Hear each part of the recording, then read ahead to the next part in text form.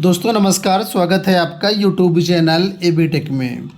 दोस्तों आज है 17 मई 2026। सबसे पहले यहाँ पर आप देखिए अपडेट है एलटी ग्रेड में कंप्यूटर शिक्षक भर्ती को लेकर के। आप लोग जानते हैं कि परीक्षाएं वगैरह हो चुकी हैं, अब इसका रिजल्ट डिक्लेयर किया गया है तो काफ़ी सारे पद खाली गए हैं, जो योग्य अभ्यर्थी वो नहीं मिल पाए। इसी को लेकर के यहाँ पर अपडेट है कि लोक सेवा आयोग ने राजकीय माध्यमिक विद्यालयों में एलटी ग्रेड कंप्यूटर भर्ती का जो परिणाम है प्रारंभिक परीक्षा का, वो कल शनिवार को जारी कर दिया है। सचिव गिरिजेश कुमार त्यागी के अनुसार कंप्यूटर विषय पुरुष शाखा के 601 पद और महिला शाखा के 455 पदों के लिए टोटल पद की बात करते हैं तो 1056 पद हैं। 5 अप्रैल को परीक्षा कराई गई थी। 70,496 अभ्यर्थियों ने आवेदन किया था, जिसमें 30,515 अभ्यर्थी सम्मिलित हुए और इन 30,515 में से मात्र 682 अभ्यर्थी ही प्रीलिम्स एग्ज़ाम क्वालिफाई कर पाए। बाकी सारे अभ्यर्थी लगभग 30,000 अभ्यर्थी फेल हो गए। निर्धारित जो न्यूनतम मानक है यहाँ पर 40%, उसको प्राप्त ना कर पाने के कारण 15 गुना अभ्यर्थी उपलब्ध नहीं हो पाए हैं और बहुत सारे पद खाली चले गए।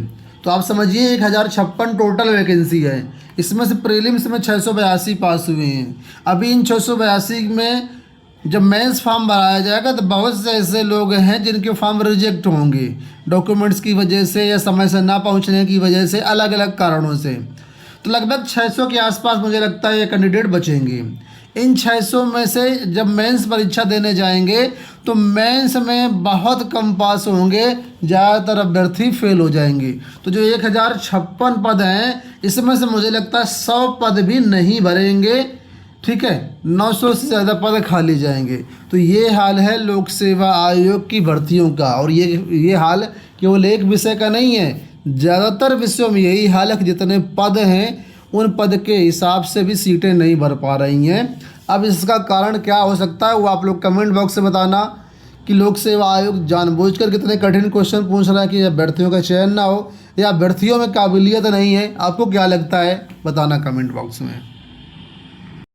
इसी के साथ ही एलटी ग्रेड विज्ञान की मुख्य परीक्षा कराई गई मेंस की। तो यहाँ पर देखिए बताया गया है कि उत्तर प्रदेश लोक सेवा आयोग की ओर से एलटी ग्रेड विज्ञान की मुख्य परीक्षा लखनऊ के राजकीय हुसैनाबाद इंटर कॉलेज में शनिवार को कल यानी कि 16 मई को कराई गई। इसमें 98% जो अभ्यर्थी हैं उपस्थित रहे हैं, तो उपस्थिति काफ़ी सही रही है। यहाँ पर प्रिंसिपल भर्ती के बारे में अपडेट दिया गया है कि उत्तर प्रदेश उत्तर प्रदेश शिक्षा सेवा चयन आयोग की ओर से नई शिक्षक भर्तियों के लिए तैयारी तेज कर दी गई है। बहुत सारे पदों पर भर्ती आनी है, कई बार हम आपको बता चुके हैं। तो यहाँ पर जो प्राचार्य भर्ती होगी उनका जो फीस होगी आवेदन करने का वो 3,000 रुपये रहेगा और प्रधानाचार्य भर्ती के लिए जो आवेदन फीस रहेगी वो 2,000 रुपये रहेगी। प्रधानाचार्य का मतलब ये है कि एडेड माध्यमिक विद्यालयों में जो प्रिंसिपल की वैकेंसी उसमें 2,000 रुपये फीस है और जो डिग्री कॉलेज में प्रिंसिपल की वैकेंसी उसमें फ़ीस 3,000 रुपये रहेगी पर कैंडिडेट। चलिए कुछ और अपडेट देखते हैं।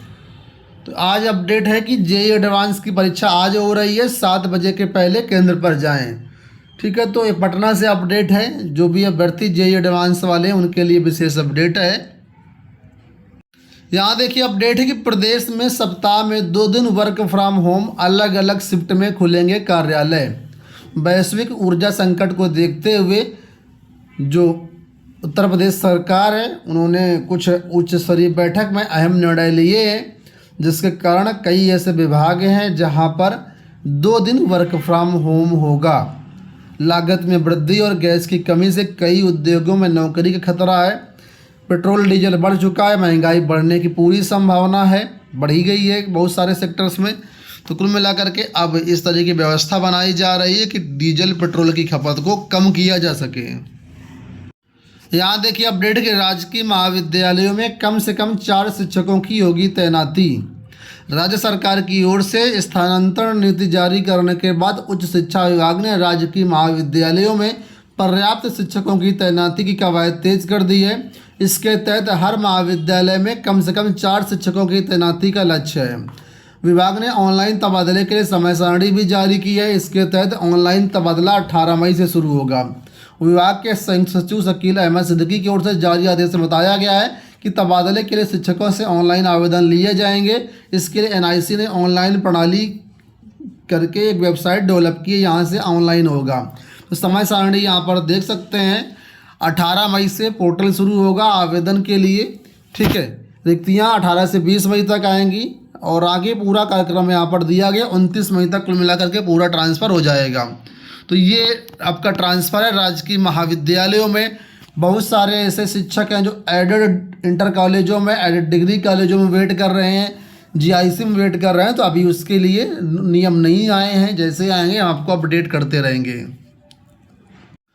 यहाँ देखिए अपडेट है कि संशोधन में फंसी PCS RO ARO की भर्ती।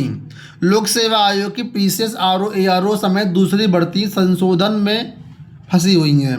मुख्यमंत्री योगी आदित्यनाथ की अध्यक्षता में 29 जनवरी को हुई कैबिनेट की बैठक में CM फेलोशिप योजना का अनुभव रखने वाले युवाओं को भर्तियों में आयु सीमा में छूट और बढ़ांक दिया जाना है। इसके लिए जनवरी के अंत में गजट भी प्रकाशित हो चुका है। हालांकि कुछ बिंदुओं पर स्थिति स्पष्ट नहीं होने के कारण भर्तियों का विज्ञापन जारी नहीं हो पा रहा है। शासन ने मुख्य परीक्षा में आयु सीमा में छूट और बढ़ांक देने की बात कही है, लेकिन लोक सेवा आयोग की कई भर्तियों में मुख्य परीक्षा का प्रावधान ही नहीं है, तो उसमें क्या करेंगे। तो इस वजह से ये चीज़ें यहाँ पर अटकी हुई हैं। तो कुल मिलाकर के जनवरी फरवरी में जारी हो जाता है PCS का विज्ञापन। तो भर्ती नियमों में संशोधन के कारण PCS 2026 का विज्ञापन 3 महीने लेट हो गया है। हर साल जनवरी फरवरी में विज्ञापन जारी हो जाता है, लेकिन इस साल 4.5 महीना बीतने के बाद भी अभी तक ये विज्ञापन जारी नहीं हो पाया है। इसी प्रकार RO ARO का विज्ञापन भी फंसा हुआ है। समीक्षा अधिकारी के 92, सहायक समीक्षा अधिकारी के 267, कुल 350 पदों पर अधियाचन मिल चुका है, ठीक है। लेकिन ये विज्ञापन दोनों इसी वजह से अटका हुआ है। यहाँ देखिए अपडेट कि पशुपालन विभाग में भर्ती किए जाएंगे 2500 वेटनरी अटेंडेंट। विभाग ने आउटसोर्सिंग सेवा निगम को भेजा प्रस्ताव, मल्टीटास्किंग वर्कर्स की भी मांग। तो जो भी अभ्यर्थी रिलेटेड फील्ड के हैं उनके लिए यहाँ पर अपडेट है कि करीब 2500 वेटनरी अटेंडेंट की भर्ती की जाएगी। इसमें बताया गया है इंटरमीडिएट जंतु विज्ञान या कृषि विज्ञान से पास होना चाहिए। पशुधन प्रसार और वेटनरी फार्मेसी से डिप्लोमा करने वालों को प्राथमिकता दी जाएगी, ठीक है। और पशुधन विकास परिषद व पशुपालन विभाग से पैरावेट या मैत्री का अनुभव रखने वालों को वरीयता मिलेगी। 1000 पद अनारक्षित रहेंगे, बाकी पद आरक्षित रहेंगे। भर्ती नियमों का जो आरक्षण होगा नियमानुसार लगेगा। मानदेय की बात करते हैं तो यहाँ पर जो अटेंडेंट होंगे उनको 25,159 रुपये मानदेय मिलेगा, ठीक है। और ज़्यादा जानकारी के लिए आपको ऑफिशियल वेबसाइट विजिट करते रहना पड़ेगा, या फिर हमारे चैनल को सब्सक्राइब कर लेंगे तो सारी जानकारी आपको चैनल के माध्यम से भी मिल जाएगी। देखिए बहुत सारे ऐसे अभ्यर्थी हैं जो कि LT ग्रेड मेंस की परीक्षा 13 जून को उसको देने वाले हैं, और इसके साथ GIC प्रवक्ता प्रीलिम्स भी 14 जून को लगा हुआ, ये भी देने वाले हैं, ठीक है। तो ये छात्र कह रहे हैं कि 13 जून को LT मेंस है, 14 जून को GIC प्रवक्ता है, कैसे संभव हो पाएगा। तो ये छात्र मांग कर रहे हैं कि इनमें से किसी भी एक डेट को आगे पोस्टपोन किया जाए, थोड़ा सा अंतराल दिया जाए, ताकि दोनों परीक्षाएं बड़े आराम से छात्र दे सकें, ठीक है। तो एक बच्चों का ग्रुप है जो इन परीक्षाओं को पोस्टपोन कराने का प्रयास कर रहा है। अगर आप भी इससे प्रभावित हैं, आपको लगता है कि थोड़ा बहुत आगे पीछे होना चाहिए, तो अपनी बात रख सकते हैं। और मैं कहूँगा कि अगर आपने अभी तक ज्ञापन वगैरह नहीं दिया है तो लोक सेवा आयोग में जा कर के इसके लिए ज्ञापन वगैरह दीजिए, ठीक है। कोई सोशल मीडिया पे मांग अच्छी बात है, लेकिन आयोग को भी सारी जानकारी होनी चाहिए। जो भी अभ्यर्थी हैं संपर्क करके आपस में कमेंट बॉक्स में आप लोग जो है संपर्क करके अपना आगे प्रोसीड कर सकते हैं। इस वीडियो में इतना ही, धन्यवाद।